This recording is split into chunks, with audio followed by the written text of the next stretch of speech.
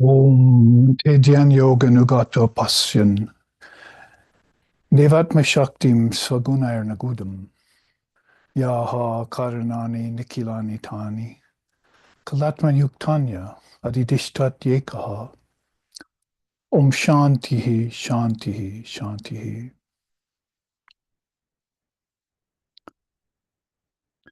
Practicing the yoga of meditation, the ancient seers of India gradually beheld the Devatma Shakti, the subtle presence and power in everything,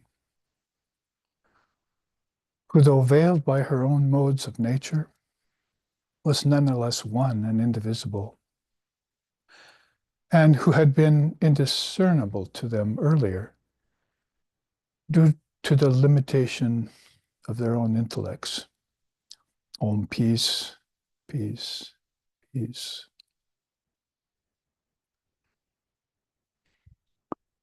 Om mantranam jiva bhuta tuya smrita shakti rupaya tatahina vararohe nisfalaha sarda bravat. Om shantihi, shantihi, shantihi. She who is known by the seers as the indivisible and eternal Shakti power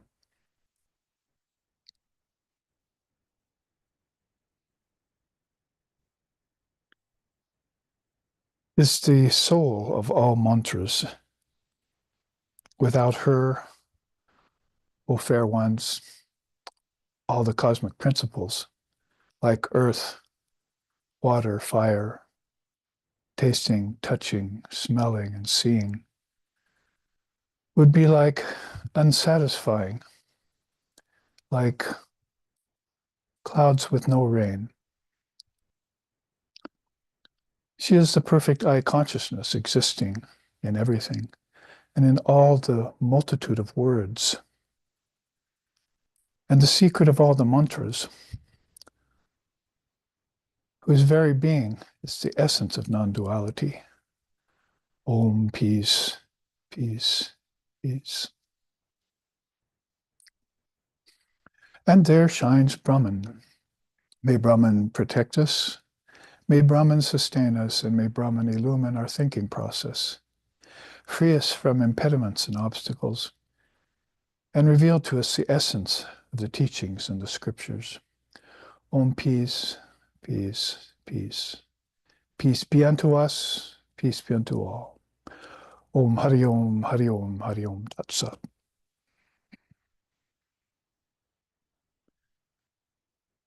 Today, on our weekend Sunday, we have our third class on the Bahvricha Upanisad from the Rig Veda. Two of the Shakta Upanisads occur in the Rig Veda. The other one is the Tripura Upanisad, which we took sections of last week because in the Bahvricha Upanisad, we find that Tripura Sundari is mentioned as one of the aspects of the goddess. In other words, all of those beautiful appellations or names that they give her. In the 8th sloka, for instance, she is Shodasi, she is the science of Shri. She is the 15-syllabled mantra, the sacred Maha Tripura Sundari. She is the eternal virgin, the great mother. She has aspects like Bhagala and Matangi. She is the auspicious one who chooses her own partner, the mistress of the world. She is Chamunda and Chanda, the destroyer of great obstacles. She is the power in the boar. She who veils. She's the royal Matangi, dark like a parrot, mounted on a horse, smoke-bannered. She is the power of Savitur. She is Saraswati, the goddess of the word, and Gayatri. And she is a great part of the Brahmic bliss. And that's all one sloka toward the end that we haven't gotten to yet, sloka 8. There are actually only 9 slokas in this Upanishad. It's very short, So it makes it a good study for a few week session, which we've been having now here in our third week. So in the first week, you remember we concentrated on Hiranyagarbha because that came up first, the cosmic egg. We were talking this morning even about it if we were to try and present something like that to scientists and biologists and here on Earth. And if they could stretch a little bit and you could tell them about a cosmic egg out of which everything comes, then they would look at space and think of it that way. All the planets, stars, moons, suns, and so forth could be likened to a cosmic egg out of which everything comes. And of course, when we say Hiranyagarbha in ancient Sanskrit, then it refers to something of a much deeper nature that gave rise to all the seeds for all of the trees and foods that we eat here, and the people that spring from wombs. Four kinds of different seed-born beings here on Earth, they call it. So all of that comes to mind when you think of the subtle cosmic egg out of which the gross cosmic egg proceeded. And that's what we've been talking about here, inner cities, as it were. When you talk about Tripura Sundari, a goddess with three cities, Tripuras, then you're talking about cities that go inward, like the kingdoms of heaven that were mentioned by Jesus.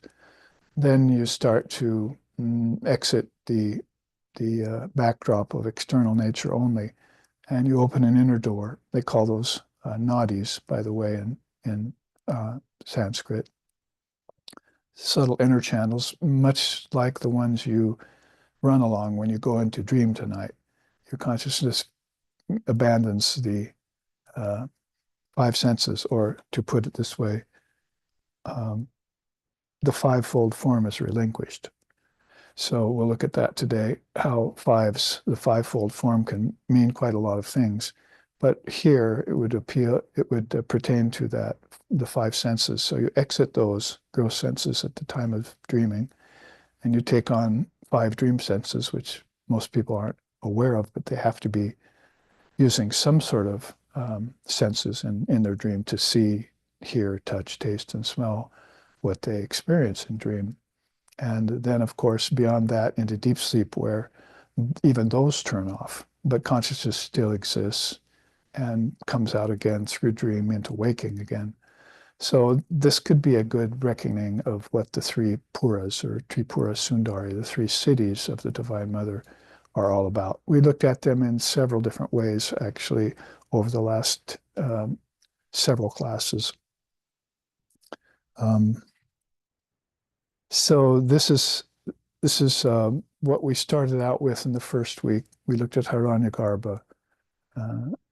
And then the second week we looked at, or the second class, we looked at Tripura Sundari herself. We had one of our teaching charts up on her, and we saw the different applications, one of them being Stula Sharira, Sukshma Sharira, and Karana Sharira. That is three different bodies in which which equate to these three different worlds that you move inside. So when you have to take on this state of consciousness, you're in a physical body, and then you're in a dream body, and then you're in a causal body, like to call it, because there's really no name for a body that can't be sensed by either waking or dream senses. So you're in a causal body. That's the cause of everything else that comes out of it. It's where the buddhi, the intellect, stops vibrating. So it's not creating forms anymore. Yet still something exists there, obviously, because everything goes back into it and emerges back out of it, sort of like waves into an ocean, out of an ocean and back into an ocean constantly. The rising of vrittis, they call that in yoga. Thought forms. So in that second class, we looked at different things that were on that Tripura Sundari chart. You can look back on that class. Also write to me with questions that you have about certain things that were mentioned there. And as we took that up, we also took up Tripura Sundari's mantra, which was very beautiful. That is the science that begins with ka, the science that begins with ha, and the science that begins with sa. So those are two-letter, one-syllable words, as it were, that pertain to everything that is of a subtle nature and has come out by the power of vibration. So you have to have a word that goes with it that causes it to vibrate, and with the vibration can get sucked back into, like in the terms of projection and withdrawal all the time, just like your breath. You project your breath, you withdraw, you project it. All of that's going on, let's just say, involuntarily. So we'd like to, all of this is going on unconsciously in most people. So we'd like to try and make it conscious. That is, come to study the science of Shri, as we just read about, and this 15-syllable mantra that I was giving you last week out of the Tripura Upanishad. So that encompassed our second class, and our third class here is going to take us then into the slokas 6 and 7. So we might as well jump into those with that little review so that we're on good foundation now, who we're talking about here, the great goddess, and we've had already a dozen things which they've called her by. And I want to review just what we didn't go through as completely in Sloka 5. She alone is Atman. Other than her is untruth, non-self. So it's like I just chanted, without her, O fair ones, the Upanishads say, all the cosmic principles that we have, our power of sight, our power of hearing, power of taste, the earth, the 5 elements, all of those would be like clouds with no rain. They wouldn't be satisfying. So that's why they say she is the Atman, all else is the unreal, it's the non-self. That is, if you take her away from all of those things fall flat, just like taking prana away from your arm or your eyes, and they can't see anymore. And we're going to talk about that. We're going to talk about that pretty soon in terms of how people relinquish the 5 senses, either by force or consciously. You have 2 choices there, basically. So she is Atman alone. Hence, she is Brahman consciousness, free of even a tinge of the duality of being and non-being. So it doesn't come up in terms of her when you consider her that she is or she is not. She's beyond that duality because she is all. Sarvosmi, she is everything. That's why a chart here we've been looking at has the Mother Devotee's favorite Mahavakya there, Staham, she I am. That's a better way of saying it than does she exist or does she not exist, or does she here sometimes and gone at other times? Sort of like same case with Brahman. So they go on saying that pretty much. She is that Brahman consciousness. She is the non-dual Brahman. She's a wave of being, consciousness, and bliss. She's the beauty in the 3 great cities. So there we have again the outer, the internal, and the transcendent.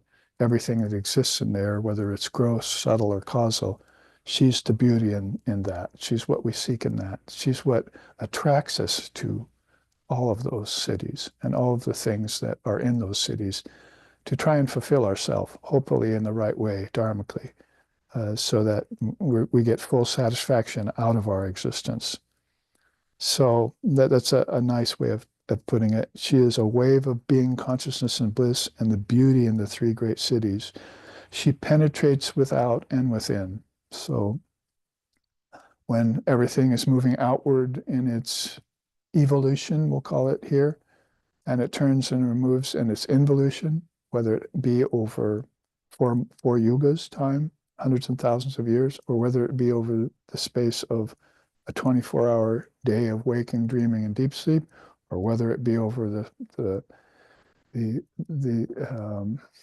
sweep of one in-breath and one out-breath. That is, usually most people's inhaled and out-breath maybe lasts a few seconds, but if you're into expanding your power to breathe and your power to think, then you want to take in more oxygen, and then you're going to breathe in for 30 seconds and hold for 30 seconds and breathe out for 30 seconds. Try and not only even out your breath, that is Puraka, Kumbhaka, Rechaka, but also expand them exponentially as you work on your breathing process, because that will open up the nadis, the physical nadis into the brain, which in turn, in tandem with meditation on her, as I just chanted, Te Dhyan Yoga Nugata Upashan, they went on meditating upon reality, and it expanded their mind's consciousness, not just their brain's capacity and their lungs' capacity, but the three led to each other. And so they started expanding and find out their mind started expanding as well. And in that way, began to have concourse with her, what we call in our tradition, darshan with her. So that's what is meant here by penetrating outside and within. She penetrates everything out here, like the out breath, gets ready for a next in breath, and she penetrates everything as it moves back into its source, coming out, coming in, evolution, involution. Again, almost irregardless of time, and transcendent of space, which we'll see here in a minute. She's resplendent, non-dual, self-subsisting. So I want to make sure that later on, we heard earlier in Sloka 7 that she chooses her own mate. So that's because she's self-subsisting. She doesn't need any other power upon which to exist or support herself. She herself is that. Much like they say in Vedanta, the sun doesn't need any other light. It has its own light. Thank you very much. And it'll shine it whenever it wants it, and all the time, eternally. In that same way is that light of consciousness of the Divine Mother of the universe. And Rishi goes on in that vein. What shines is pure consciousness. What is pure being? What is pure being. What shines is pure consciousness, and what is dear is bliss. So that's Sat Chidananda. So they're trying to take apart the Maha Tripura Sundari here to explain why she is resplendent, non-dual, self-subsisting, and all penetrating. It's because she is pure being, beyond being and non-being duality, as already said, and she shines as pure consciousness. And when she does that, she becomes dear to all beings, like the sun does. Rasmimantan Shivan Jantam Devasura Namaskritam, this Rig Veda says about the sun. Dear to all beings. Devasurana, the gods love the sun, the asuras love the sun, the ancestors love the sun, and the humans love the sun. So do the animals, insects, and plants love the sun. So that's because it's self-subsistence and it penetrates in all realms. I mean, you can't say, well, how can the ancestors love the sun? They're not here anymore. Well, because the outer sun comes from the inner sun, and that inner sun comes from the transcendent sun, where the gods are basking in the light of wisdom is the sun of wisdom. That gave rise to the other sun, and that gave rise to many millions of suns in the physical cosmic egg, if you want to call it that. And that way, then, you're tracing it all back inside, and because of that, she's dear. That's why they call bliss. Bliss is dear to everyone. When you taste bliss, everything else goes away. You're not interested in happiness, contentment, peace, land, money, power, relationships. When you taste bliss, that's it. It's all over. She's captivated you completely with Ananda. Why so many beings have that last name in the world. So she's most dear in that way. So here is the Maha Tripura Sundari. So let me say that all again without stopping. She is Atman, other than her is untruth, non-self. Hence she is Brahman consciousness, free from even a tinge of being and non-being. She is the science of consciousness, non-dual Brahman, a wave of being consciousness bliss, the beauty of the three great cities, penetrating without and within, is resplendent, non-dual, self-subsisting. What is pure being. What shines is pure consciousness. What is dear is bliss. So here is the Maha Tripura Sundari. It's like in the middle of all these slokas, after the Hiranyagarbha teaching, after the teaching on the three cities, and before it gets to the end, it puts that in there. So here, this is what we're trying to tell you is the secret of the Bahvricha Upanishad. They who know this, they dwell okay. And this is the supreme secret science. It's the last sloka that I'm reading to you ahead of time. So they who know this about her, Divine Mother, her existence and who she is and so forth, they dwell okay. They dwell all right. They're all their lives, wherever they may be taken, are fine. And that's the secret science of it all, of the Rig Veda. That's what the Rig Veda has to tell you. So here is the Maha Tripura Sundari. There's an ending to that. She assumes all forms, of which we already looked at in this chart. See all that? The trinities, the wind gods, the divine musicians, the apsaras, the subhuman beings, all of that right-hand column we had earlier in the slokas. So they're emphasizing that again by saying she assumes all forms. So assume is a nice word in English instead of attaches or identifies. Because if you attach, you have to let go. If you identify, you have to disidentify, because the form's not the ultimate reality. That's what we're about to get to, how to relinquish the fivefold form. In the meantime, goes on to say, you and I and all the world and all divinities in the worlds are the Maha Tripura Sundari. Straight out. We are that goddess.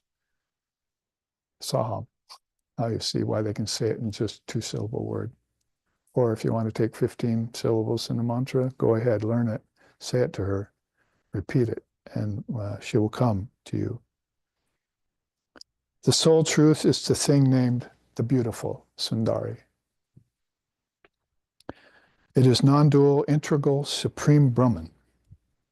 And that ends a part review of what we took half of last week, only we were concentrating more on Tripura Sundari herself. That's the end of Sloka 5 in a 9-sloka Upanishad on the goddess. Let's take up Sloka 6 then. After that, you'd say, well, why don't you just end it with, this is the supreme science, goodbye, have a good divine life. But what you could say otherwise is, they go on saying, maybe it's more in the vein of, how do we reach her? So right away, without any extra words, the fivefold form relinquished. The effects, like space, transcended. So they're not even telling you this is the method. This is how you're going to reach her. They've already told you who she is, what she does, how she pervades everything, how everything is in her and is her. We are all her. And without even skipping a beat or a breath, fivefold form relinquished, effects like space transcended. So to relinquish the fivefold form, then we would go here first. Let's look at this chart, which was put together by me for a book called Quintessential Quintuplications. And I used the Kali Yuga avatar's form there, drawing of it, and to connect all the different fivefold elements. So probably I'll save the quote for the end because it'll then have more power, but you can see stretched across from feet to head all the sets of fives in the these cosmic principles we just talked about. Without her, oh fair ones, all of these would be like clouds with no rain, right? So what are they? On the right-hand side at his right foot, connected to his 5 toes, 5 by the way, are the 5 senses of action: speaking, handling, moving, procreating, excreting. connected with those on the left, on the right, on his right foot, on our left, is the 5 elements, the Pancha Mahabhutas, earth, water, fire, air, and ether. It's probably isn't a great stretch to connect excreting across the board with earth, procreating with water, moving with fire, handling with air, and speaking with ether. And therefore you have these 10, or 2 sets of 5s, which will be relinquished. I said earlier, they'll be relinquished either consciously or unconsciously. So let's say somebody loses a foot in a war. He's got to relinquish 5 toes and a foot, right? So he's relinquishing part of his form due to an unfortunate occurrence. Or you can consciously take awareness away from feet, knees, hips, thighs, navel, heart, throat, third eye, and crown of the head by dissolving the mind stream in meditation, and therefore relinquish the 5s consciously. It's a meditation that some beings do every day, and the illumined souls know about that. They do it all the time. If you move up, another set of 5s that connects all these is the 5 pranas: inhalation, exhalation, digestion, the upward moving prana, and the all-pervasive prana. Prana, apana, samana, udana, and vyana, they're called. Now we're beginning to move into the more subtle level. The next set of 5s on the right-hand side, our right-hand side of the chart, connected with his left fingers and thumb, are the senses of cognition from the bottom up: smelling, tasting, seeing, feeling, and hearing. On his right hand and our left, the digits are odor, flavor, visibility, tangibility, and audibility. The tanmatras. When you get to the tanmatras, you've definitely made a shift from the gross to the subtle. The cognitive senses are the beginning of that shift. That is, if a person finds out that their senses can be purified, then they begin to make a shift towards possessing dream senses consciously. Otherwise, they just walk around with eyes open, but they're completely blind. They walk around with ears hearing, but they're completely deaf. You see, as one of the poems of India sings. So to bring the prana into a state of awareness and connect the senses of cognition with the tanmatras is something Swami Vivekananda said we had not done yet. Why? Because we had not yet heard of the tanmatras, because the tanmatras exist within. You'd only be able to find them if you were a yogi and you controlled your prana and began to meditate, place the power of prana on your heart center and open that. And then all of a sudden you become aware that there's these subtle elements, tanmatras. That's what the word actually means. Matra is like a tiny, tiny little particle. And the tanmatras are then these subtle, tiny little particles.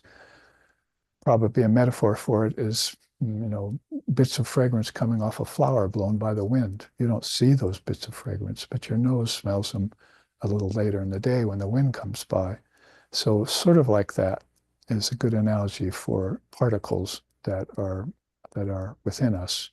And these particles are also found in our thoughts in the mind. Those are also particles of the overall great mind, our thoughts. So this is getting subtler and subtler, going back inside to a second city, if you will. We know it's in the outer city. All of us are fairly well in knowledge of it. We've studied it. Some of us use it consciously, some of us don't, is the point we're making here. But those who begin to use it consciously have a way of sublimating the senses and refining the objects with the prana and with meditation back to an internal vision of the kingdoms of heaven within you.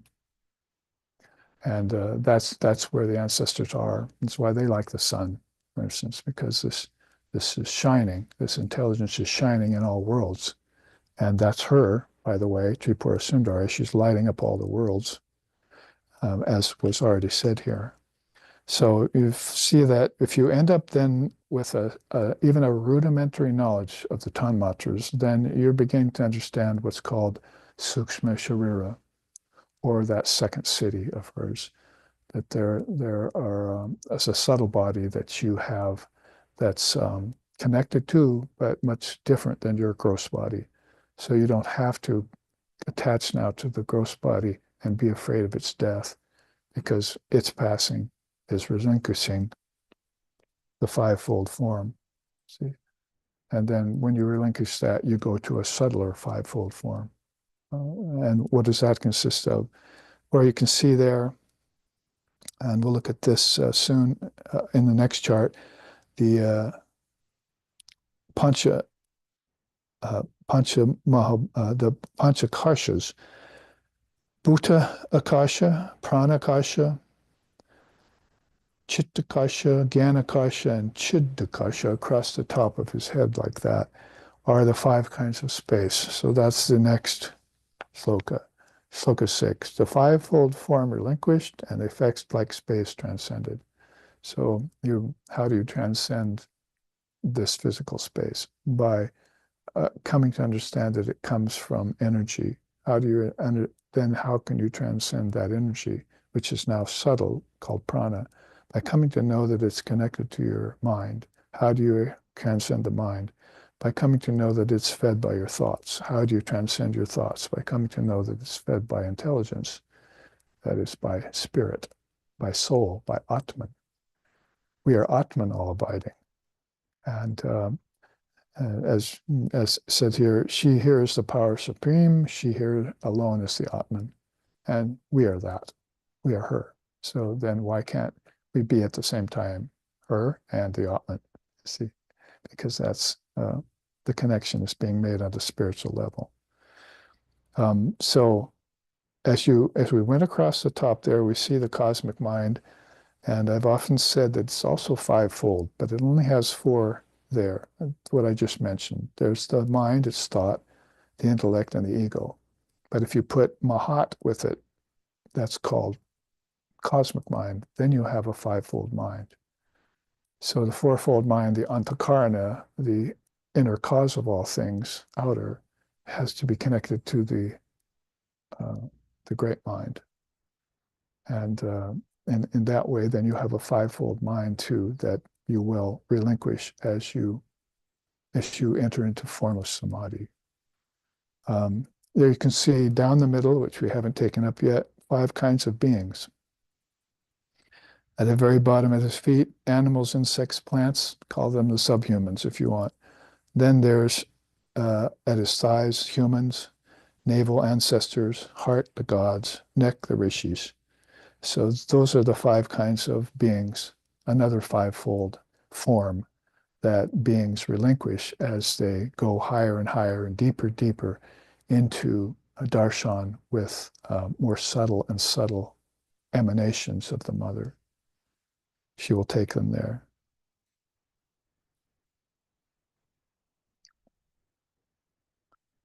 Is that enough sets of 5s for you? Because there are more. Across the top, they're called the panchakoshas. And it's a kind of a coalesced way of saying all this. You can put almost a lot of what's in the bottom of this chart in the Annamaya kosha. That's Anna means food. So whatever's supplied by food and is grown with the help of food, is powered by food, and like say prana from the outside in gives you better prana when you eat better, then that's in the Anna Maya kosha. Anna food, Maya full of kosha sheath. So this is a sheath that your consciousness is embodying or taking on. As we say, we'll have to relinquish it at some point. We know that is a fact.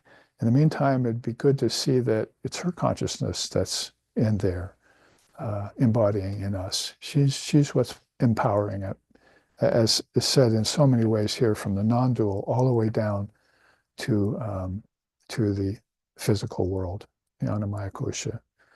The next kosha is pranamaya kosha. That's the sheath of subtle energy. That energy that man does not live by bread alone with. That's something that you're going to have to test with your breath. It's the first testing ground to find out, how do I live other than by bread alone is by breath. If I'm choked, then, there goes the life force and I die. But if I sublimate breath, if I slow it down, then my heart rate slows down, my thinking slows down. All of a sudden I get into a kumbhaka state where I become the witness of everything outside because I'm not attached to it anymore, because I've cut the lines of the prana to the sensation of the senses. Senses are seeking sensations outwardly. So I cut that. I drew it back. And then I became the witness of everything that had senses, everything that had legs, everything that saw through eyes, everything that thought with the mind. And then I'm closer now to my true self as conscious awareness. Has to be experienced. This is going to have to be experienced by your experiment. You get experience by experiments. So you test your breath and you stop it. You see how long you live, and you study it in deep sleep if you can, where it stops breathing for minutes at a time, but no brain cells get damaged in that case, not like in drowning. So pranamaya kosha, each one of these koshas can be talked about, and I saw the chart today and almost brought it, but it would take almost a whole hour class to get through it, what's in each kosha. But basically, it's already been pretty well outlined in all of this.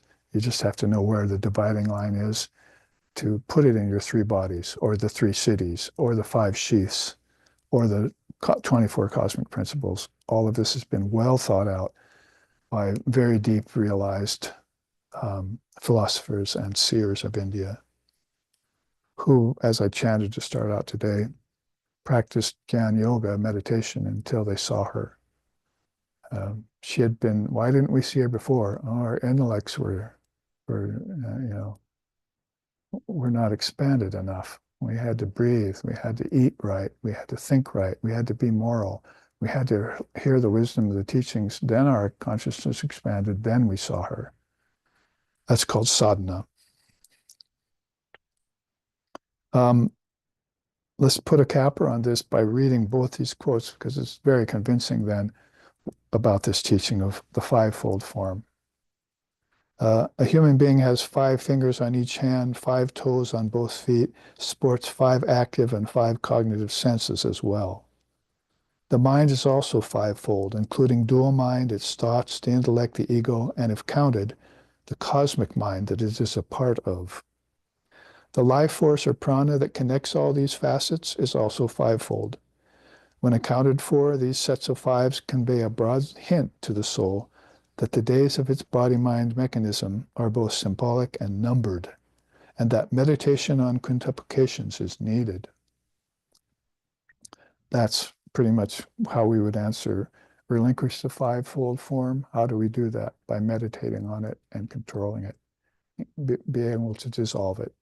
Consciously back into dream, consciously back into deep sleep, consciously back into Brahman, and consciously at the time of passing from the body, whether it be at death or in meditation. At the bottom, this quote goes on, living beings formulate their bodies amidst the 5 gross elements of nature and play in the dream state using 5 subtle elements. There's the tanmatras. 5 sheaths enfold and engross them, associated with 5 levels of ether, called akashas. They are subject at birth to the 5-fold aspects of Maya, called name, form, time, space, and causality. And the relations include 5 types of beings, namely animals, humans, ancestors, gods, and rishis. Whether consciously or not, they always live eternally by 5 great spiritual laws. A chart, which is, I could have brought today, but we're not going to take the time to look at them. So how about that for a convincing quintuplication talk on how many sets of 5s we can easily, when we tally them, assess, and then begin to use consciously, not just let them be random and never count them. So that's a good report then on the 6th sloka, first line.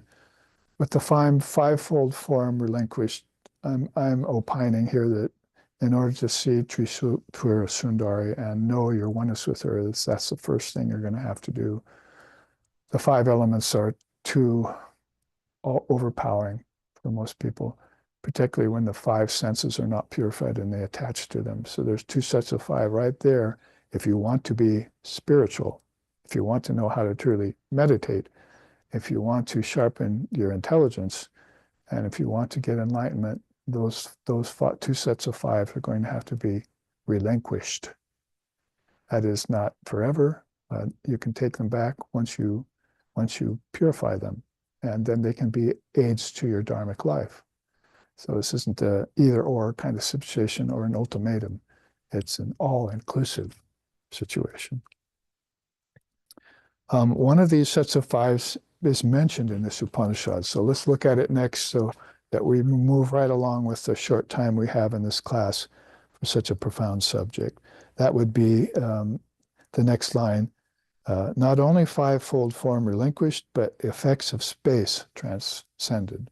So here's, of course, one of these warhorse charts that you'll find listed in Footfalls of the Indian Rishis, a book that SRV has put out for all of you to enhance your study.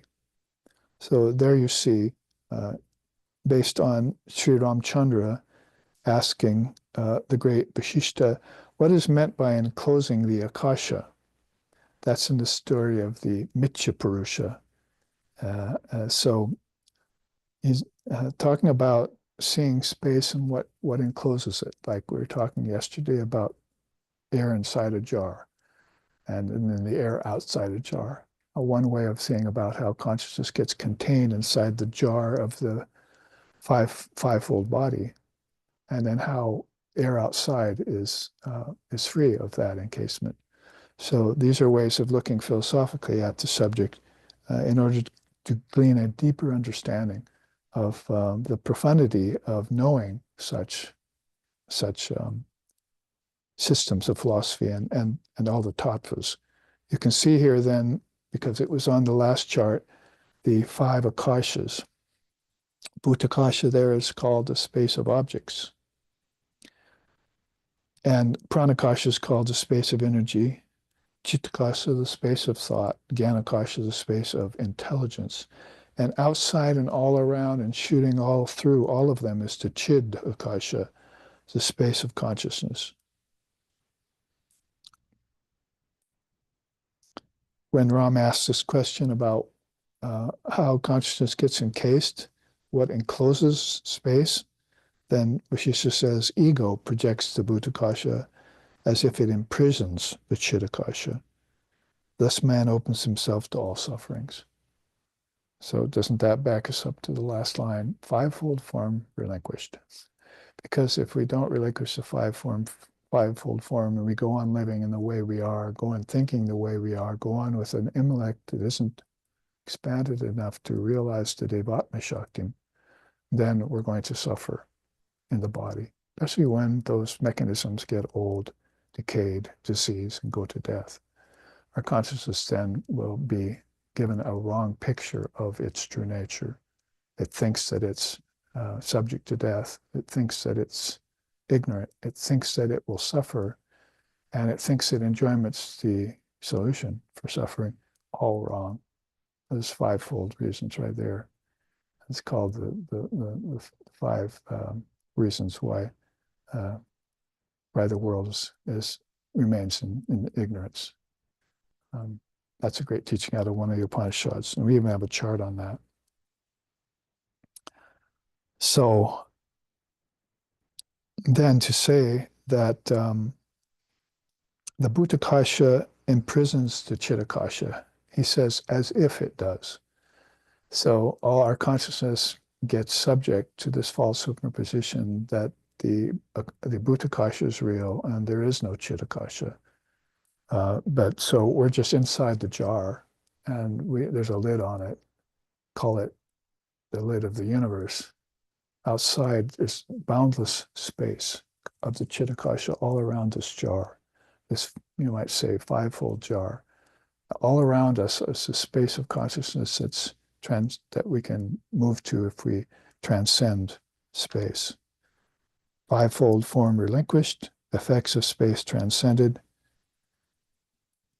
There remains the one, the great being, the supreme ground and the only truth. So that's the whole sloka that we're just working on. Fivefold form relinquished, effects like space transcended. Then remains the one, the great being, the supreme ground, the only truth. Sloka 6. So we know fairly much what fivefold forms are all about because we've seen a whole set now, a whole slew of fivefold tattvas that are limiting and that are allocated to our three bodies, which should be three cities, which take us inwards, but instead are becoming one city of a physical nature only that has its gates blocked to the inner cities. When we get initiation by the Guru into the mantra, then at that time, and most people don't know this, you're renouncing the world. You're taking your footsteps away from the world. And the Guru with the mantra is turning them toward the first, second, and third true cities.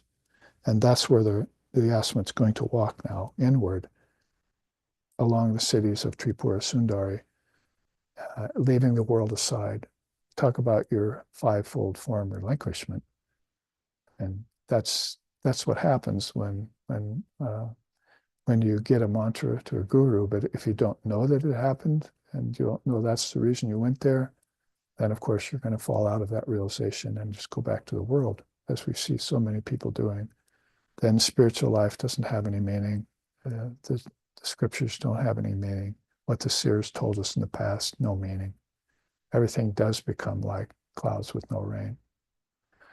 So for those few rare souls then that are aware that when they come to an illumined soul and he grants the boon, the grace of giving you the mantra, then you consciously turn to where the mantra is pointing, then inside to the image of Tripura Sundari that you can see, taste, touch, hear, and smell. All of this becomes the goddess. Then the next doorway opens and you're in the inner city with the mantra and you're seeing her subtle form. How many different kinds of forms does she have? Well, this Upanishad just listed a few. But at that point, then you are qualified to, with enough practice and accrual of wherewithal, spiritual wherewithal, then you can go to the third city of transcendence and become one with Brahman, because it's obvious that she is Brahman consciousness, and that's where she's leading everyone. But she can't lead you there if you believe in fivefold form. You won't relinquish it. And number two, you only believe in one kind of space when there are four other kinds of space that you need to transcend, explore and transcend. And this is the great science of spiritual life. Those who know this, they dwell all right in the realm of the goddess, as we've already said. That charged a quick study, but I would say it's been made into a quick study so that a one world believing humanity can finally believe that it just doesn't have one world, but five different levels of space. It just doesn't have one body, but three different bodies. And of course, we've been preaching this until we're blue in the space for the last 30 years here in the Western continent, trying to get people to turn towards this eternal truth, the Adi Daiva Vidya of India, the eternal divine wisdom of India, and take it seriously and begin to, well, experiment with it and then experience it, as I said. Then we have the rest of this class plus next week's class to look at 7, 8, and 9. Some of 8 we've already read today. And what we probably want to go here is this teaching of the supreme science. She who is contemplated as that which I am, or I am he, or What he is, that I am.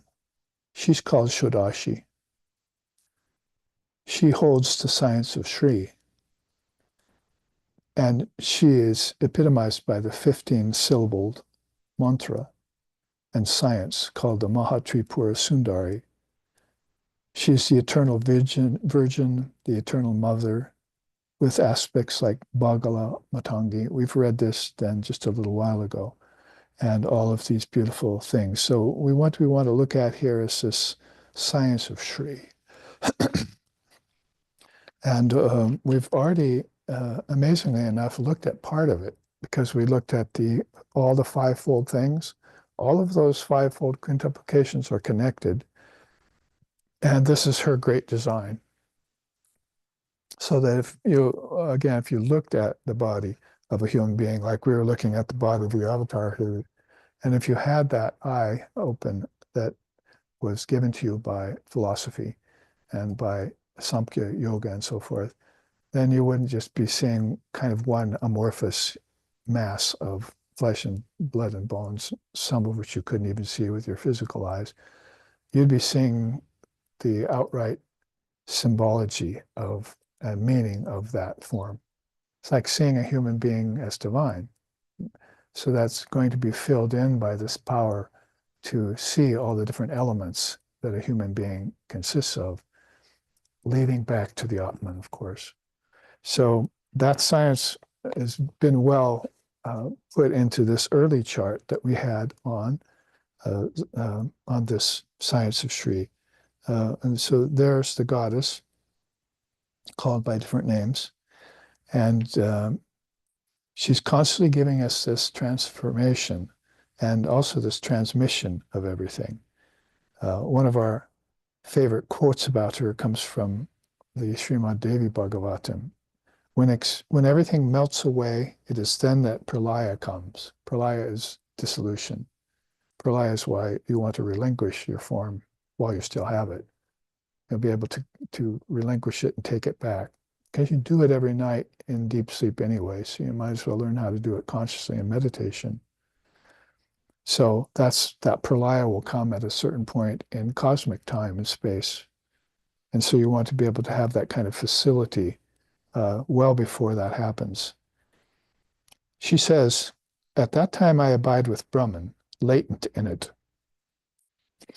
When the worlds are projected again in a new cycle, I become Shri. So there's the science of Shri right at the beginning, and which has just been mentioned here in this Upanishad, Sloka 7 and 8 that we're studying right now. She is Shodasi. She's the science of Shri and the 15-syllabled science. So Shri comes first, then Buddhi, Driti, Smriti, Shraddha, Medadaya, Laja, Kshuta, Trishna, Kshama, Akshama, Nidra, Tandra, Jara, Ajara, Vidya, Avidya, Shakti, and Ashakti, etc. These are all things that she's talking about in her own scripture, the Srimad Devi Bhagavatam. She means here, her aspect is Bhagavati Durga Devi. And she's talking about all of them as coming forth when the worlds are projecting again. That is when Lord Brahma projects them at the beginning of a cosmic cycle, just like Shiva took them away at the end of the last cosmic cycle. That's like a breath, isn't it? In breath, held breath, out breath. It's just like the out breath, everything goes into pralaya. The in breath, everything comes back. The held breath, everything gets sustained for thousands and thousands of years. Out breath happens again, everything gets dissolved. Then the in breath happens again. It's just like you're breathing inside of however long you take to take a full three cycle breath. And it's also much like waking, dreaming, and deep sleep at night over 24 hours a day. It's much like cycles like that. Time just gets a hold of it and makes it truncated or expanded, as the case may be. You have to begin to think of it like that, though. She goes on, it is I who become Para, Pashanti, Madhyama, and Vaikari. How many of us know that? We might say how few of us know that, because we know that to be the 4 stages of the word in which she's in charge of. Om, A-U-M. with the svara and turya also included. So everything comes out of her word and manifests due to her power of her word. And then everything goes back into the word at the time of dissolution. Didn't we just say that she's within and without? She pervades everything. How does she do that? With the word and with the prana, with her Shakti power. So you want to get to know this great goddess and the science that she provides us with, because it's everything. There's nothing that's not in the science of Tripura Sundari that you don't see, taste, touch, hear, and smell, experience, think about, meditate on, merge with, and dissolve into, and retract from, that isn't in the science of Shri, like Sa, Ka, and Ha. That's why those words are in her mantra. So those 4 phases of the word are their own chart, their own study. At the Sharda Tapovan at Rishikesh a few months ago now, we all looked into that chart on the 4 phases of the word and other charts on Om. Going on, she says, I also flow through the 35 millions of nadis located in the sacred human form. So what I just said, right, if you were to look at the human being and you just, you could see the outer, but then you were availed of this kind of knowledge, you begin to see all the divisions of things that the human being symbolizes, then you've gone from one city to the next, right? So where's the third city for you? The third city is right there in that sacred human form. It's inside the 35 millions of nadis that you can't see, touch, taste, hear, and smell with your senses, that you can't think about with your mind, and that thought cannot penetrate. It has to be consciousness or Shakti that does that. And so you waken Shakti, Kundalini it's called, inside of you, and that begins to go flowing through the 35 millions of nadis like it was before, and as it always is, but consciously now. Then it can relinquish the 5 forms. Then it can transcend the 5 kinds of space, right? And it's what they're on about here after giving us the beautiful expose on the goddess. The science of Shri then consists of things like this, and I couldn't fit even a portion of them in this chart around this form, but I did my best, you see. In the middle, of course, at the top of her crown is Brahman, and she's Shakti. And there's the word on the left of the crown, Om. The Atman's in the middle because it's like one with Brahman. That's the pure conscious awareness that she places in everyone. She actually places it in everything, but the forms have a different power of realizing it or not. A stone won't realize it, a cow won't realize it very far. A human being can realize it fully. Sometimes the gods have a hard time realizing it even, the oneness of Atman with Brahman. But if I go back here and read this all the way through again, you'll find 3 or 4 mentions of how she's one with Atman, how she's one with Brahman, how you are that Atman, and that Atman is one with her. They can't emphasize it enough that of the oneness of these kinds of higher principles. On the other side of Om is Hrim. If Om liberates all beings dying in Kashi, then Hrim snaps all the bondages of those dying in Kashi in order to realize it. See, reading that today about Sri Ramakrishna's vision in Varanasi. Wow, what a beautiful vision he had on the boat looking at the burning ghats. Saw Shiva amongst them. Shiva was lifting up souls, breathing the word Om into them, liberating them, but they couldn't get liberated unless Kali on the other side of the burning ghat was snapping their bondages. He saw all this.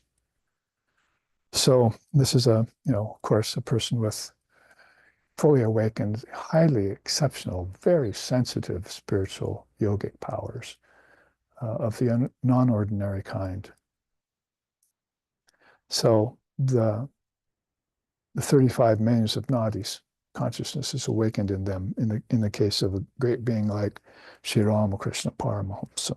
So this is some of the power of beads, bijams, which we can look at next week when we look at uh, how the five kinds of space are enfolding these various bijams and what the big power words mean. We'll save that for next week. In the remaining time, let's see what else in the of the more important tattvas exists inside of the science of Shri. There's Viveka Vairagya in either side of the crown. That is the absolutely crucial, indispensable power of discriminating between what's real and what's not, what's changing and what's eternal, and then the ability to detach yourself from what's changing and what's non-eternal. Then in the middle of her forehead there is the pure ekagra state, one-pointed awareness, which is the third eye itself. That's open on her, of course. She's holding two vials, one of Amrita, one of Raga. That is, Amrita is the nectar of non-dual truth. Raga is the power to enjoy it. At her throat is the mantra. At her heart is faith, Shraddha. At her navel is the prana flowing through everything. And at her feet is the refuge, Sharanagata. You want to take refuge there. If you do, then underneath that is Dharma. You see, you're taking refuge with her. Any lifetime you live will put you on the right-hand side of things. That is, in a lifetime of Dharma, not adharma. And if you can live a lifetime of Dharma, then you can pretty soon get to your swadharma, relinquish the fivefold form, transcend the five kinds of space, merge yourself in Brahman into your own Atman. That's a quick look up and down her, at least the middle of her. You can see there her forearms are Ichya, Jnana, Kriya, and Drauvya. Those are the four powers of Shakti. Ichya means she's self-willed. Remember we said here, the Upanishad told us that she chooses her own mate, she's self-effulgent, and so forth. That's her will that does that. It's indomitable will. He says, not even God can hurt my children. Holy Mother said once about her precious spiritual children that she protected. So that's her supreme will. Also, then her far left hand is Jnanam itself, highest wisdom. Then her lower right hand is Kriya, how she spontaneously causes all of this to manifest in any given cycle at any given time or moment or series of moments or Mahayugas. And then Drauvya. Drauvya is a very beautiful part of her because that's what produces substances. You say, well, give me the ultimate answer to where the five elements come from. You start saying, well, you can connect them to this sense. No, not that. The quick way. They come from Drauvya Shakti. She produces them all. And they do go through morphing, as they trickle down from highest consciousness down to thought, down to objects, because objects are just, thought made concretized. And so that process can happen over a history of 3 billion years, or it can happen in an instant, in a breath of the Lord, and does. So those four arms are notable parts of the science of Shri.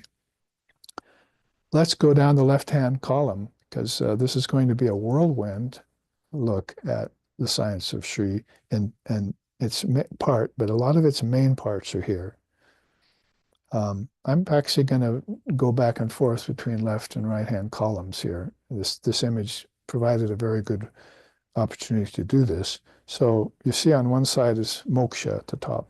That's, of course, a state always at hand. It's eternal freedom. It's not something that can be attained, although it seems like souls attain it. They're just relinquishing the fivefold form, transcending the five kinds of space and so forth, adeptly. And so they come upon their own freedom as they do that. It's not something that's, okay, you've done that, now you get this. It's something that's eternal. It's an eternal state of consciousness. It is the essence of consciousness. It's free, ever free, never bound. As compared to across the board column at the top, Kaivalya. We've talked a lot about Kaivalyas as the isolation from nature. So think back of all the fivefold things you saw in Sri Ramakrishna's form in that chart on quintuplications a few minutes ago. And you can take that up and say, the soul gets over time realizes the need and necessity to transcend the fivefold form because it's beginning to cause it suffering, particularly when it ages. And also get beyond the five kinds of space because even one kind of space is torturing it to death in the end. So it wants to get beyond the source of the source of the source. It wants to get beyond the cause of the effect. So it goes from effect to cause.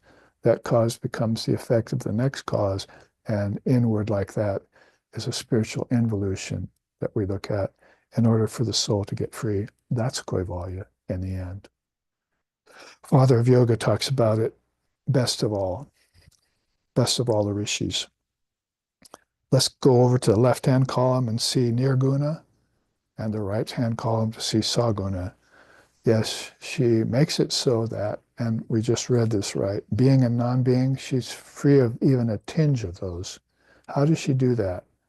Basically because she can at her will, expose or reveal the state of the highest awareness, which is beyond qualities, nirguna. At the same time, she can make that very force imbued with qualities, saguna, and make it look like the highest of all things. Even attach the gods to it, even attach yogis and rishis to it.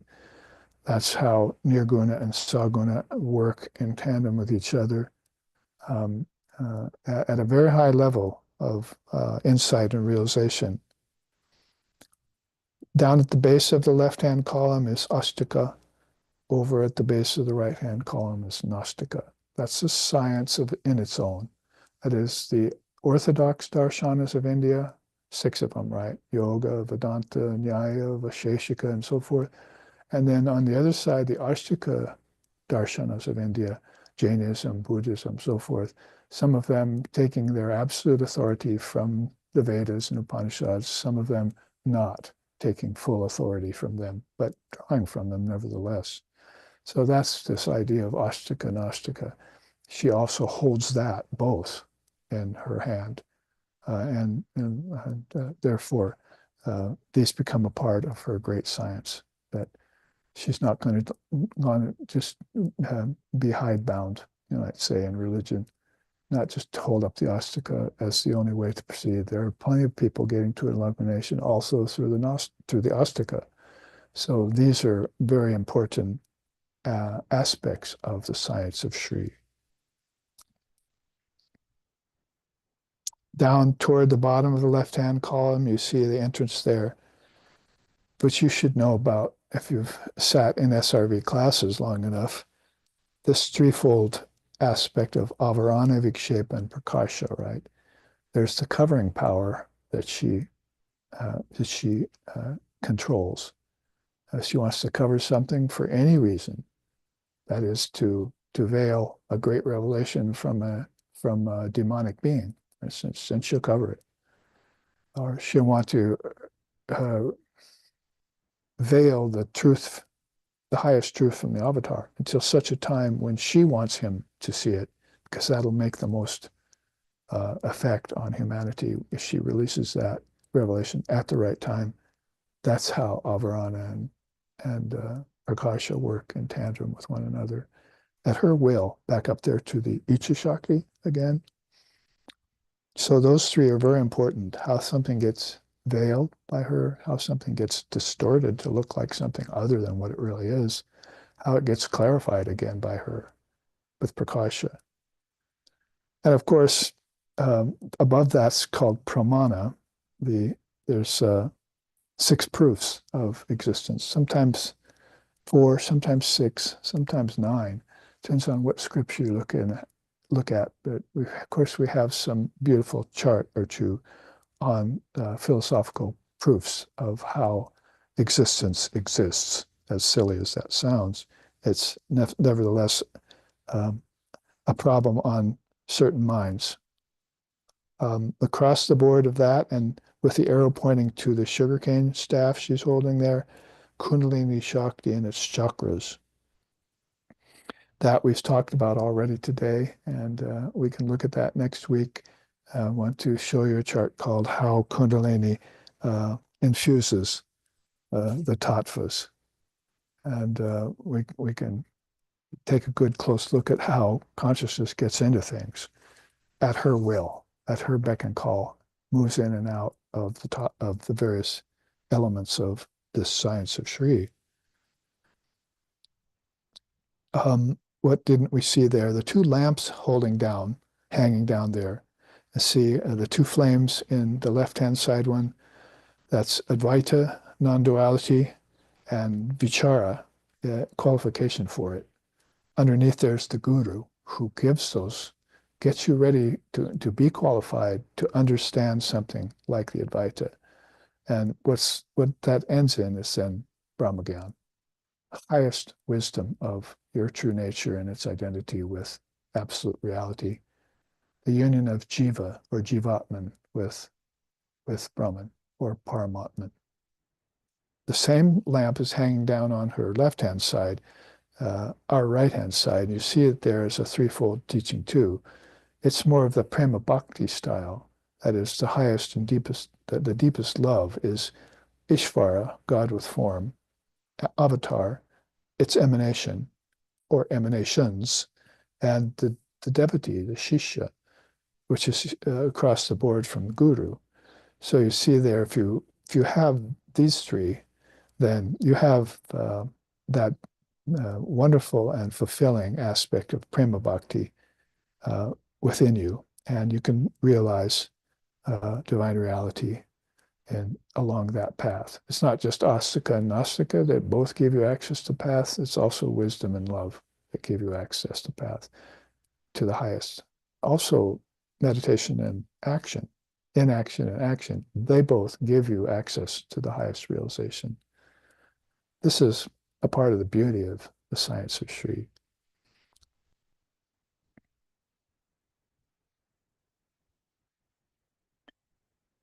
What lays at her dais there, at her feet, two bells. One's called puja, and one's called bhajan. As basically, those are these alluring offerings, we call them. Puja is doing external worship to her or to the Lord. The atmosphere will change. Talk about space. You know, so if I'm restricted only to one space called Bhutakasa and it's physical only, then how about I set up a shrine in that physical space? How about I light candles in that physical space? How about I put divine images in containers or asanas or tirthas in that physical space? How about I wave incense inside that physical space? How about I sit and meditate afterwards inside that physical space? And let's see how much longer I can stay restricted to the air in the jar.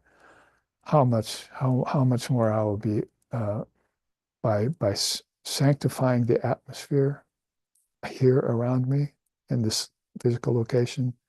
How fast the Lord or Mother will visit that place, and I'll be able to go in there and feel peace at any time in my life, and be content, and also up here be qualified for the higher teachings when I find a guru as a true shishya, and I'm able to understand a little bit of her non-dual Advaita.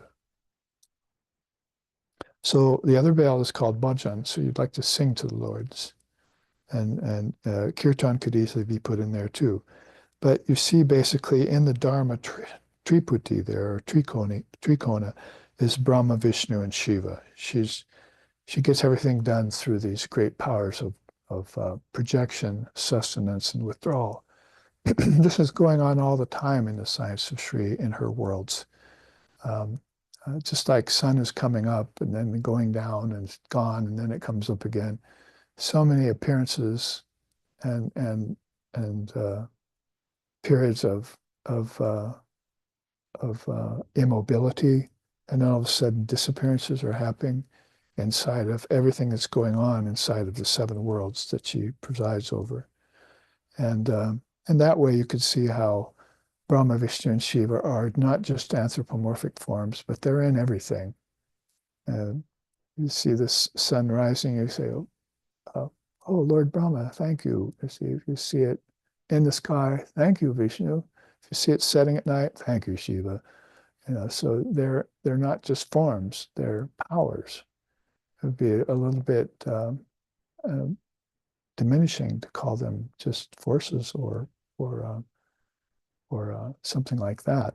They're actually powers of hers that are operating all the time in everything, like in your breathing is one good way to start. Get the in-breath, thank you, Lord Brahma. I've got the held breath, thank you, Vishnu. I've got the out-breath, thank you, Shiva. And why don't I say Om and do a mantra as I think of Brahma, Vishnu, and Shiva, as I breathe, and transform the whole thing. Whatever sitting session I'm having, transform the whole thing with the science of Shri in as many aspects as I can manage inside of my consciousness. At the DS there again, it's that fivefold form that we looked at the last chart. Talk about fivefold form relinquished. Here's one that you could take on a major level. Namarupa Desha Kalanmita across the base of her asana there. That's, of course, name, form, space, time, and cause and effect. We looked at Desha in the 5 kinds of space because it was mentioned specifically in Sloka 6 here. But in this way, you see that you put them all together and you've got a good definition for what covers avarana, what distorts vikshepa.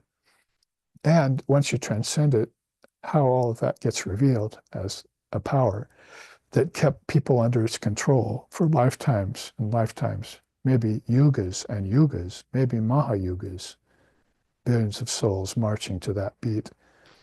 And so we went to the source, Te Dhyan Yoga Nugata Pasyan Devatma Shakti. We went to the source, and she freed us from those rounds of birth and death in Maya. Now we can live next to Maya without being affected by it and knowing it. What else is there as we draw to a close here? The lokas are put on those flowers strewn around her. Many flowers have been offered there, so they might as well be all the worlds supplicating her, all the beings in all the worlds chanting praises to her, ringing bells by doing puja, ringing bells by singing bhajan. And you could see all those flowers there, just representative of worlds, lokas, and so forth, all fragrant, all eulogizing her, all celebrating her, all rejoicing in her presence as she conducts the science of Shri for all beings. The base of both of these pillars we come to now. Over on the left hand, the base is called Shatsampati. So it's, of course, you think of the 4 treasures and the 6 jewels, and you think of Shatsampati. The 3rd treasure is sixfold: Sama, Dhamma, Upariti, Titiksha, Uparati, and Shraddha. Those are the inner peace, self-control, and forbearance, evenness of mind, samadhana, ability to concentrate, and faith in the mother. That's at the base of that pillar, which ends up in moksha, by the way. And the other pillar has the purusharthas in it. So that's the 4 fruits of mother, of life. It's an old mother teaching. We've got at least 2 charts on it that we show quite often, purusharthas. So there's that word puru again, right? Tripura Sundari. So you see that basically she's got these aspects that to her that beings can reach the highest realization with. Mostly, at that level, they're going to be able to get rid of their ignorance and put an end to their suffering and loosen their bondages. Those are what most people are about when they come to know of religion. Sometimes religion is a matter of too simple, and I think I'm free, but I'm really not. But at other times, religion is a wake-up call. It says, there must be a philosophical side to religion, like there is in India, in which explains all of the various things that we do. Like here, the bell is puja, the bell is bhajan. Why do we sing to the Lord? Why do we do worship to the Lord here? When somewhere inside of us we know that the Lord is not a physical thing at all. And somewhere inside us we know that God is not here on earth. Otherwise, we would have found him a long time ago and given it up. So we know that beyond the fivefold form that has to be relinquished and outside of space, as well as beyond name, form, and time, and cause and effect, karma that we're experiencing, that there's this transcendent reality that we need to get through a combination of religion and philosophy. The two have to be married to one another, never cut asunder. Any religion that has a good philosophical side to it will help get you to freedom from nature. Nature's pretty much evinced right there very well. Cause and effect being a part of nature, because action doesn't happen in your soul. It only happens in nature. Krishna explains in the Gita, you're free from action. You only think that you act. It's actually something else that's acting through you, and you're taking responsibility for it with your little ego, therefore you suffer. But up here, when you get free of nature, then you're free of name, form, time, space, cause and effect, and moksha opens up to you. You can return to your eternally liberated self. And that's a very good thing, of course. That's the good news of Vedanta. What else we have there is that inside the Shiva Lingam there, the yoni, it's called, basically is unmanifested prakriti with its 24 cosmic tattvas. All the tattvas would be like clouds with no rain. That's where we get that line. It said everything becomes unsatisfactory if we don't find the mother, the goddess, the Shakti power within it. She satisfies us to that particular object, through that particular food, through that particular world, through that particular relationship. It's she who satisfies us in all those things. Or put another way, it's not for the sake of the husband that the husband's loved, but for the sake of the Atman in the husband. It's not for the sake of the wife that the wife is loved, but the sake of the Atman in the wife. So that's what we're taught by the science of Sri. And teaching like the 24 cosmic principles is that by studying them, we find the essence. If we study them and it just becomes,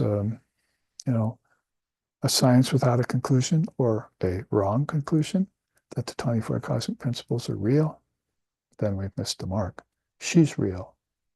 You're real. And the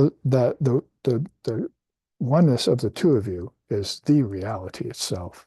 Knowledge of the realization of the oneness of the two of you is the real. The Shiva and Shakti is the truth of the matter.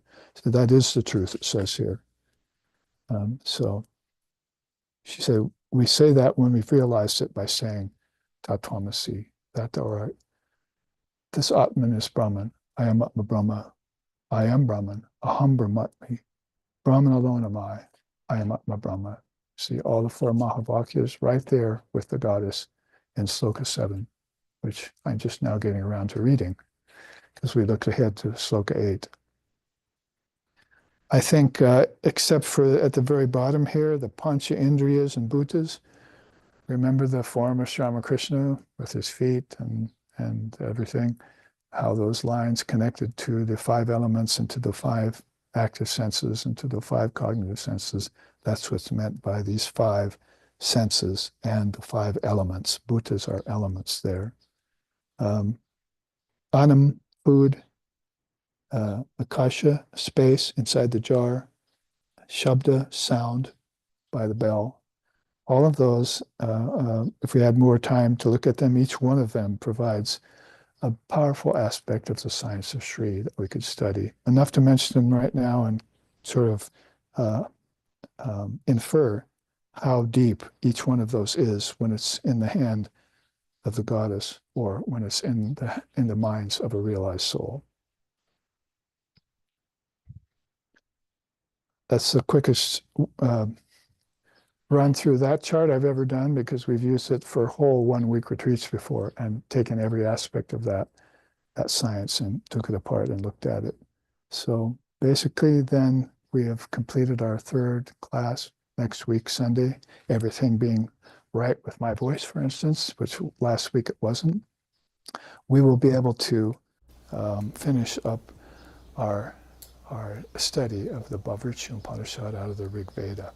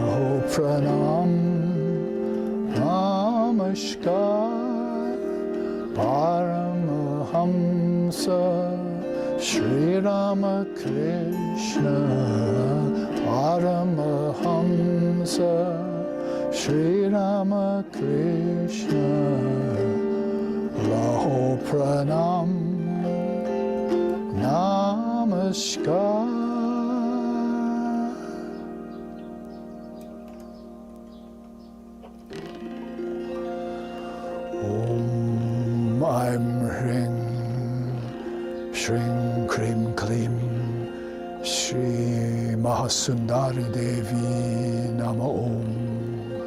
Om Shanti, Shanti, Shanti. Hari Om Tat Sat. Om